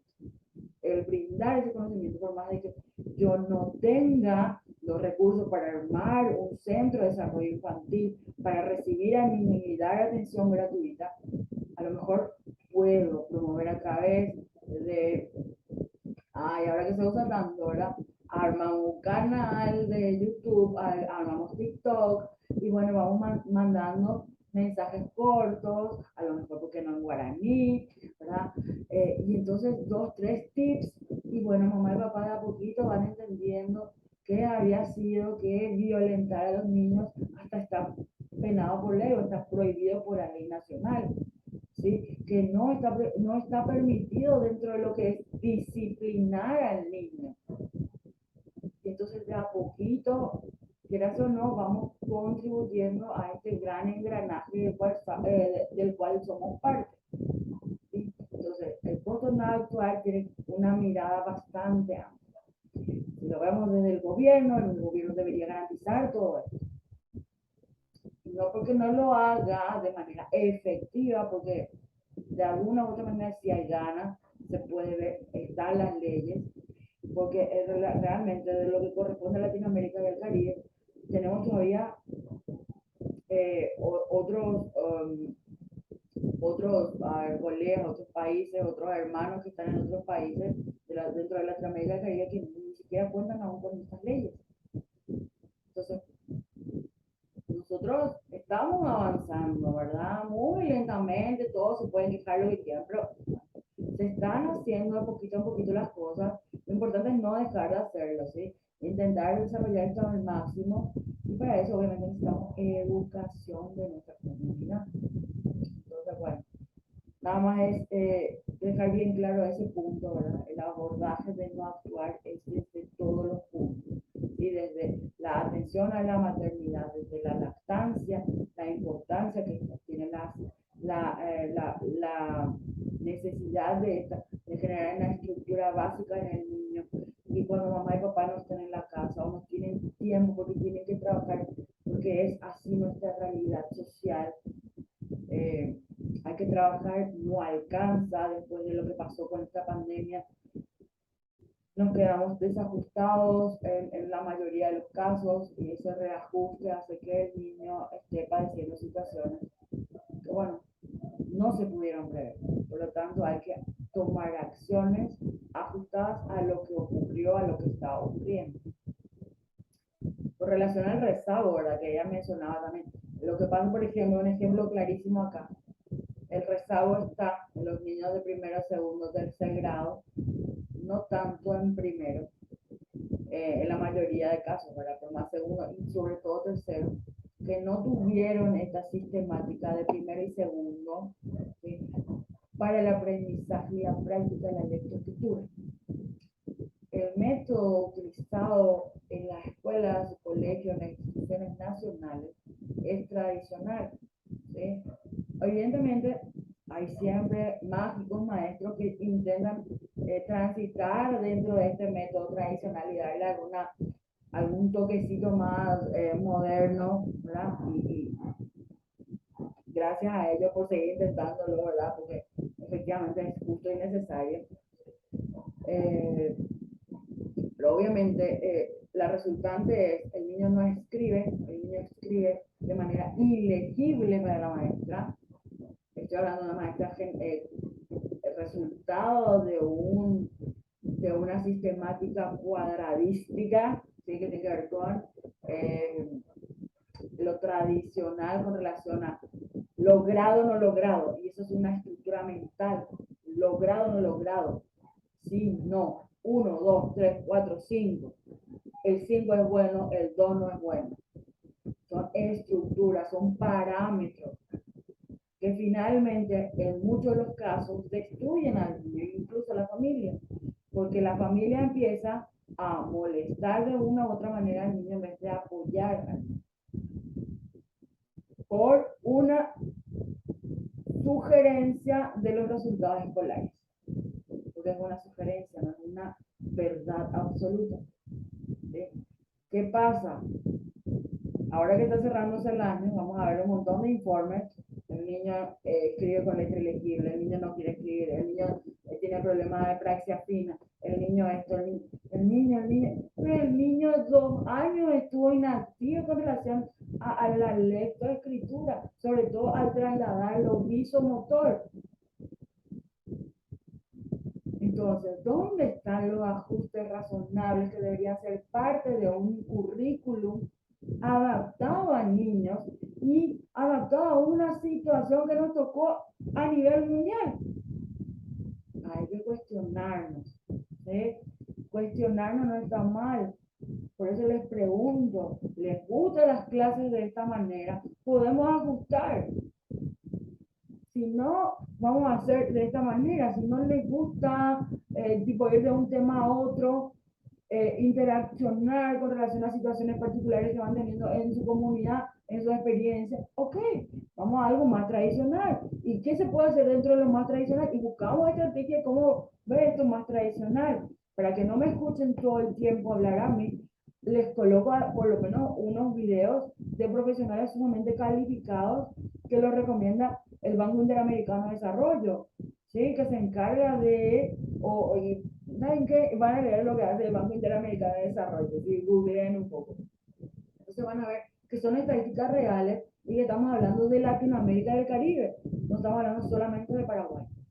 ¿Okay? Entonces es una situación que convoca a todas las personas adultas responsables para interaccionar de la manera más idónea y adecuada a los niños en la primera infancia. Así que es la base de todo lo que viene después. ¿Ok?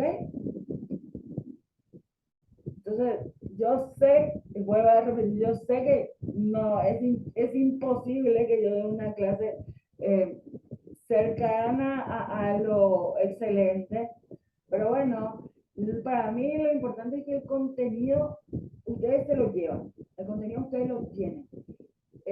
Yo voy a ir pasando en tiempo materiales, pero para mí es sumamente importante que ustedes indaguen por su cuenta, que donde encuentren la dificultad al indagar, me puedan pedir esa ayuda para que yo les colabore, para que puedan indagar. Las fuentes de referencia con relación a la información es bueno buscar. Entonces yo por eso no soy partidario y no voy a hacer de dar así todo muy tipo materiales, guías de estudio, cosas así. No, es tomar el libro, tomar el capítulo que te gusta y desarrollarte en ese capítulo. ¿Sí? Diversidad de procesamiento, diversidad en el pensamiento. ¿Sí? En la neurodiversidad, cada uno procesa según su interés, según su tiempo, según su forma. Cada uno tiene una conclusión que puede ser similar o no, y ninguna está mal. Eso es hablar de inclusión. ¿Sí? No vamos a meter así aspectos políticos, ¿sí? Sociales, porque no viene a lo que nosotros queremos destacar, ¿sí? No es tampoco el contexto. Sí vamos a tomar estos aspectos, pero en función de observar para poder intervenir de manera más acertada, para poder vincularnos a que hay una realidad que es la que tenemos que trabajarla. ¿Y cómo tenemos que trabajarla? Para que lo que hagamos tenga un efecto positivo, que se note. Y no que se note porque quiere resaltar al profesional, sino que se note porque es beneficio para los niños, ¿sí? Entonces, insisto, me pueden decir con toda confianza que podemos mejorar y todo podemos ajustar en la medida de la posibilidad, ¿verdad? También ustedes sabrán, ¿verdad? Que no les puedo garantizar que todo salga perfecto, pero bueno, el intento lo podemos hacer, yo sí les puedo garantizar.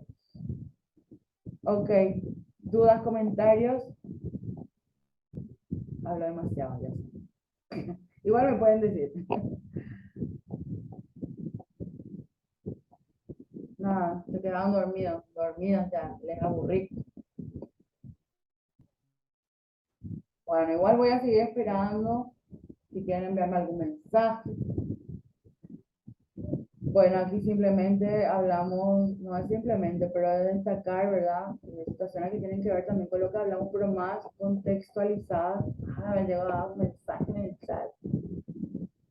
Gracias, Ramona, muy amable. Cerebro, lo vulnerable que es el cerebro, al ambiente, ¿sí?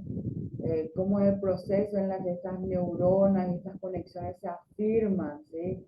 Cómo influye el estrés en esta situación de la función cerebral, el aprendizaje de la memoria, y cómo esto se transcribe de forma irreversible, ¿sí?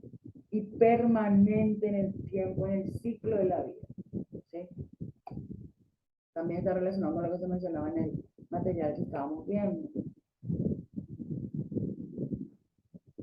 Entonces, el desarrollo infantil es una determinante social de la salud, ¿ok? Por eso es tan importante y obviamente es fundamental su atención.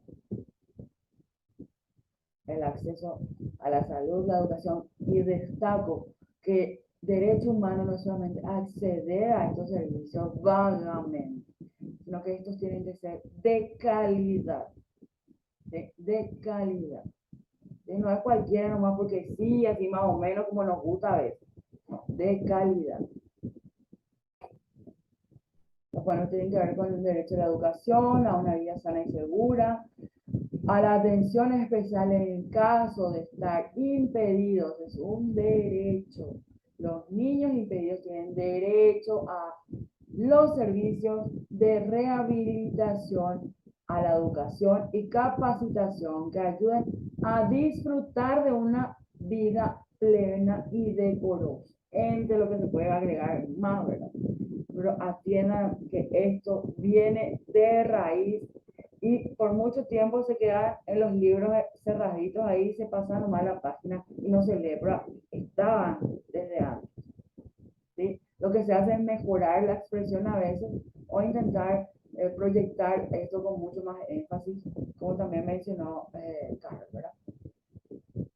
El derecho de un trato especial en caso de privación de la libertad. Hasta ese punto llega el derecho humano, incluso más. Aquí se destaca la promoción del desarrollo infantil, entornos saludables y protectores, que es también algo que se está desarrollando en el trabajo.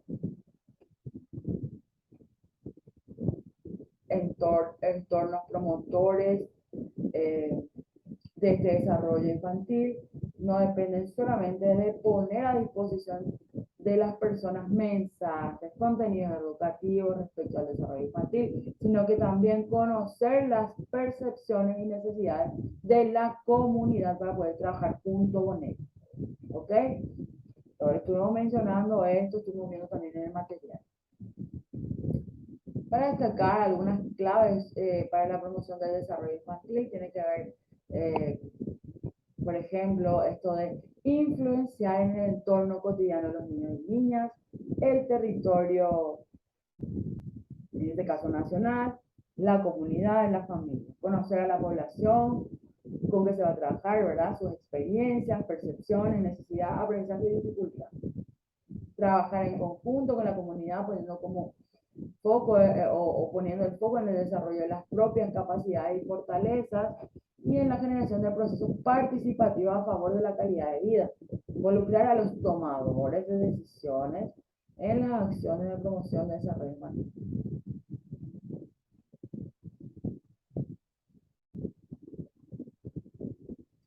Bueno, ideal sería aprender a escuchar a los niños y niñas generando espacios de diálogo que consideren la etapa de desarrollo en el que se encuentran estos niños. Que son esos círculos de juegos, esos espacios que se pueden generar, que pueden ser estimulantes con relación a la música, a la pintura, que son expresiones artísticas, a empezar a interaccionar con letras, con números, ¿sí? Ese aprendizaje que se da también entre pares, ¿sí? La socialización. Confiar en la capacidad de los niños y niñas,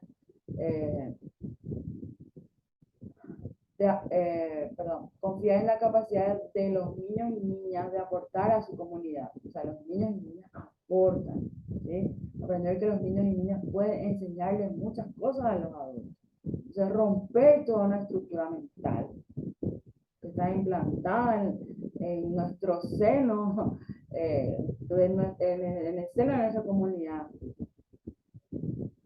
Empatizar con la percepción y necesidad de los niños y niñas, aunque estas nos sorprendan, y gratamente nos sorprenden.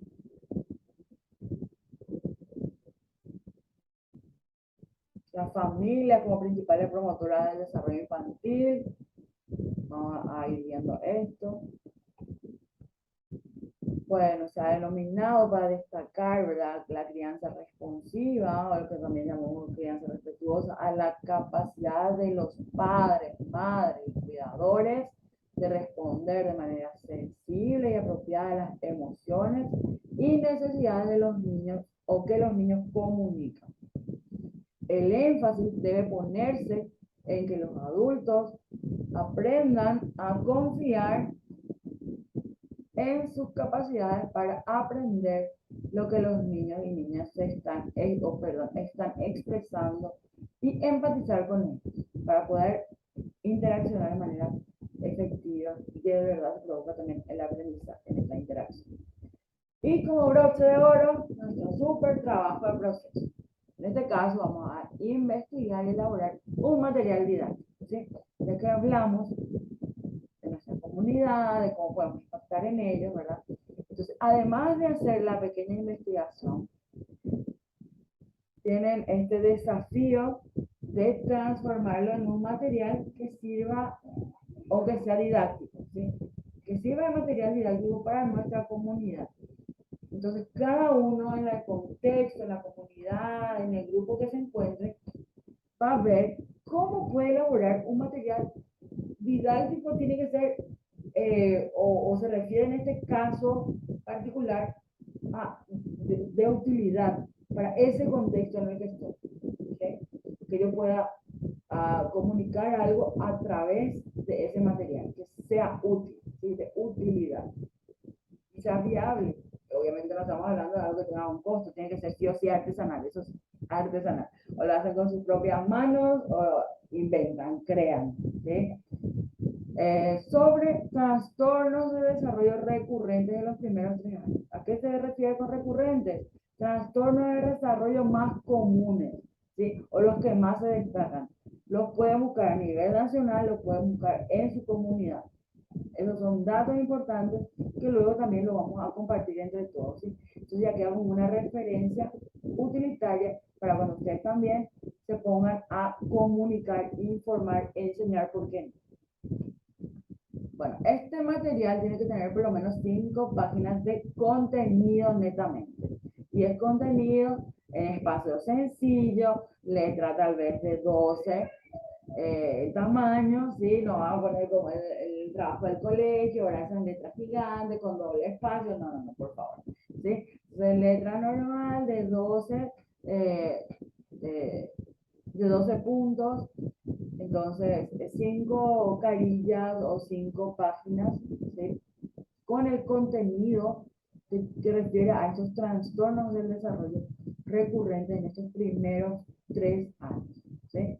Además, una introducción que ustedes gusten, la portada que ustedes gusten, y anexar sí o sí una bibliografía o las bibliografías que utilizar. Idealmente vamos a contextualizarnos en lo que refiere al formato APA. ¿Okay? ¿Qué es el formato APA? Apunten, googleen. Después vamos a ir reajustando todos los vacíos que van quedando. Si esto empiezan a trabajarlo, porque ustedes tienen que saber que para finalizar este diplomado tenemos que presentar un trabajo investigativo, ¿sí? Que tenga ciertas características relacionadas con un proceso de investigación. Y para ello, sí o sí, lo vamos a enmarcar dentro de las normas de asentamiento que promueve APA. ¿Okay? Lo pueden enviar también con copia a mi correo o lo suben directamente a la plataforma. Van a encontrar en la plataforma el apartado. Las personas que tienen a veces dificultades para subir el trabajo es porque ya está fuera de tiempo. Generalmente son 7 días, entonces si por ejemplo se habilitan a las 6 de la tarde el apartado de aquí sube tu trabajo, quiere decir que a los 7 días, a las 6 de la tarde, esa fenece el tiempo que estaba habilitado para ese trabajo. ¿Okay? Destacar eso. Por eso a veces tienen algunas personas esa dificultad. Si llegase a pasar eso y se encuentran todavía dentro del día, ¿verdad? Por ejemplo, el siguiente martes, antes del martes o el propio martes, me pueden enviar la copia al correo. ¿Ok? ¿Dudas sobre este trabajo? Mucha creatividad. No hay dudas. Se entiende todo. Sin duda, sin comentarios, ya se me quedaban dormida. Hola, profe. Ah, te escucho, te escucho. A ver. ¿Cómo es el trabajo que nos estás dando para hacer la evaluación? Sería de forma general, los trastornos recurrentes en forma general, ¿verdad? Sí, los, O sea que los yo que puedo se tomar, destacan en estos primeros 3 años. ¿Sí? ah, En tu investigación encontraste hay 2 trastornos, aportar ujú, todo lo que puedas, mínimo en esas 5 carillas. ¿Sí? claro. Y Es como que lo que nosotros vamos a enfatizar es como que darle una recomendación a, a los pacientes o las personas involucradas. no, O, precisamente en este momento no te estoy pidiendo eso. Eso no quiere decir que no lo puedas hacer. Tenés toda la mm, libertad. A partir de 5 páginas ya puedes hacer lo que querés. Y mm, eso va a beneficio para vos porque te genera un material para que tengas disponible cuando necesitas. Pero lo que yo quiero es el ingresar a lo que es trastornos del desarrollo. ¿Cuáles son los trastornos? ¿Qué son los trastornos del desarrollo? Y entonces, ¿cómo voy a informar o comunicar de manera didáctica a mi comunidad? Ese es el desafío. ¿Cómo voy a comunicar? Voy a hacer un TikTok, voy a hacer un pequeño video, un Reels, voy a generar unas cartitas, unas notitas, voy a generar un afiche. ¿Sí? Por ahí hay una herramienta que es Canva, que maneja bien, que no puede investigar, eso nunca está de más aprender. Entonces ahí, por ejemplo, hay, digamos, modelos básicos de cómo hacer infografías, sugerencias, yo entre un montón de cosas que ustedes más pueden hacer. Entonces sería ideal que puedas comunicar a esa comunidad cuáles son los trastornos, qué son trastornos, ¿verdad? En el desarrollo. ¿Verdad? Y que se presentan en esos primeros 3 años, cuando yo pienso que no le pasa nada a mi hijo, cuando a lo mejor ni se comunica, o yo no me di cuenta que tenía que comunicarse, empezaba a comunicarse de forma verbal a los 2 años, por ejemplo.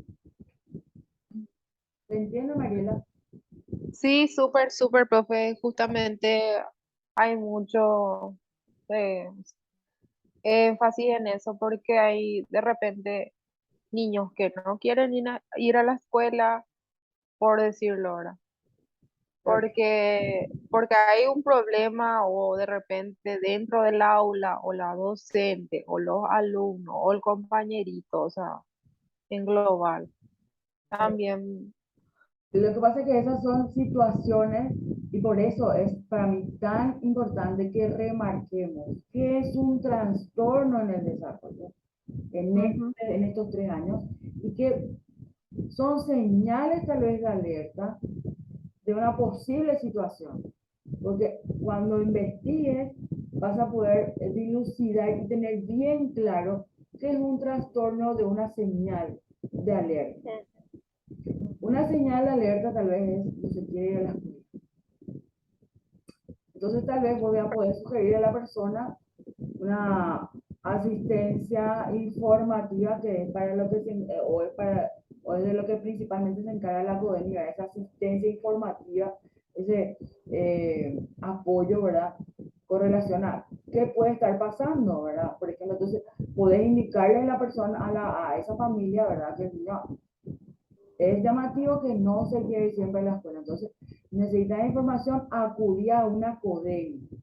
Entonces, le van a asesorar de qué hacer, qué no hacer, le van a derivar, por ejemplo, atención psicológica si lo requieren, le van a derivar a otros entes estatales. ¿Se entiende? Eso es en el caso de una señal de alerta.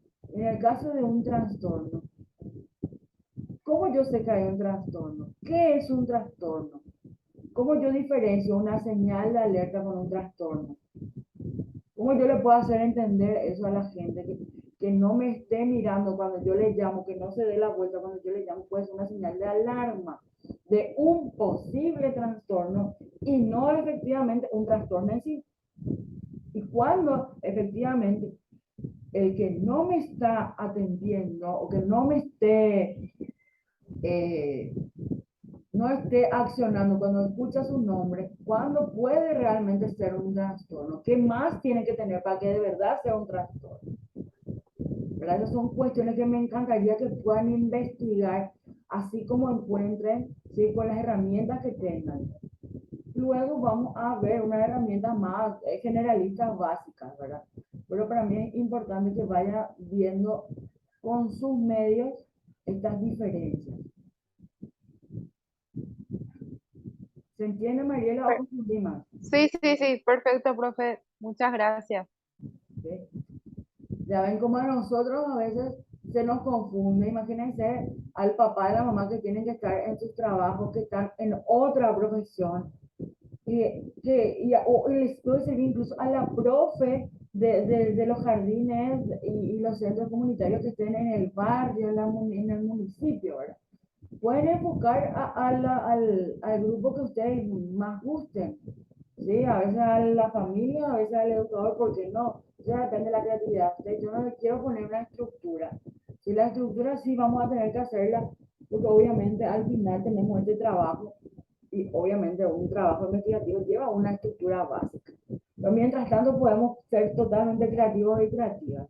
¿Sí? Esa estructura de investigación la vamos a dejar para el final, porque obviamente requiere y vamos a ver por qué tenemos que trabajarlo en una estructura bien cuadradística, ¿sí? Eso sí es bien cuadradística, pero evidentemente es por razones científicas y por razones de fiabilidad de un montón de contenido, de valores que se van tratando en las investigaciones. Pero mientras tanto es libre, le pongo tips básicos que yo quiero porque tengo un hilo que quiero seguir, ¿verdad? Y si se logra dar de manera fluida de parte de cada uno, sería sumamente ideal. Justamente es como no ir también en contra de lo que estaba mencionando. Que si yo les doy todo, entonces ¿por qué no se compran el libro, verdad? Si se compran el libro, ustedes lo leen, ya saben todo lo que tienen que saber. No sé si me explico, ¿verdad? Mi intención es poder eh, dialogar, a ver, romper estos patrones. Para romper estos patrones necesitamos primero leer el libro. ¿Sí? Y cuando rompemos el patrón, cuando vemos que en la práctica la necesidad es otra. Y como yo ajusto lo que dice el libro sin salirme de la evidencia científica basada en evidencia. ¿Cómo yo puedo ajustar eso a mi realidad para que eso sea beneficioso para mí? Ese es nuestro trabajo. O ese también, y digo nuestro porque efectivamente es también lo que yo quiero hacer con ustedes. ¿Sí? Que se pueda sentir eso, que puedan ver. Yo sé que a lo mejor están con trabajo, están los últimos meses, dentro de la medida de la posibilidad. Como ustedes pueden ver, yo no estoy midiendo la calidad. Ese no es el fin. El fin es que ustedes y nosotros y nosotras aprendamos de esto. ¿Sí? Que es como utilizar, como intentar utilizar el descubrimiento guiado. ¿Sí? Le doy una línea y ustedes encuentran y descubren lo que ustedes tengan de acceso. Cuando hay una dificultad en el acceso, señalamos la dificultad de acceso y buscamos resolver esa situación de acceso a la información, que es sumamente importante, porque un día nosotros no vamos a estar juntos. ¿Y qué vamos a hacer? Este es el momento de aprender qué podemos hacer cuando necesito información y no puedo encontrarla. ¿Entienden? Esa es la intención, de que salga, pero esa es la intención. Y obviamente, si yo les digo, dame esto, esto, esto y esto, estoy trabajando sobre un método que realmente no me agrada tanto, que es el tradicional. ¿Sí? Entonces, cuando hagamos nuestro trabajo final, hay un patrón y obviamente que a mí no me guste particularmente tanto el tradicionalismo, no quiere decir, como les mencioné siempre, que eso no da resultado y que eso es necesario. Da resultado y evidentemente es necesario, pero para algunas cosas la usamos y para otras usamos otro tipo de método. Nada más es eso, tratar de que vayan buscando con su propio medio que pueden crear. ¿Sí? ¿Ok? Entonces, señores, señoras, señoritas, ya se nos pasó un poquito el tiempo. Si no hay más dudas, si no hay comentarios, no sé, hacerle una muy linda noche, que tengan una linda, linda semana, muy productiva, muy provechosa. Y bueno, por favor, si no les contesto rápido de los mensajes, ténganme un poquito de paciencia y a veces recuérdenme, no me molesta eso, si es que no estoy respondiendo a alguna inquietud o necesidad, por favor, insístame un poquito. Bueno, chicos, chicas, señores, señoras, señoritas, señoritos, muchas gracias por su atención. Para mí es un placer siempre poder compartir con ustedes. Muchas gracias, Ada. Entonces, nos estaremos viendo el próximo martes a la misma hora. Pórtense bien, tomen mucha agua, cuídense.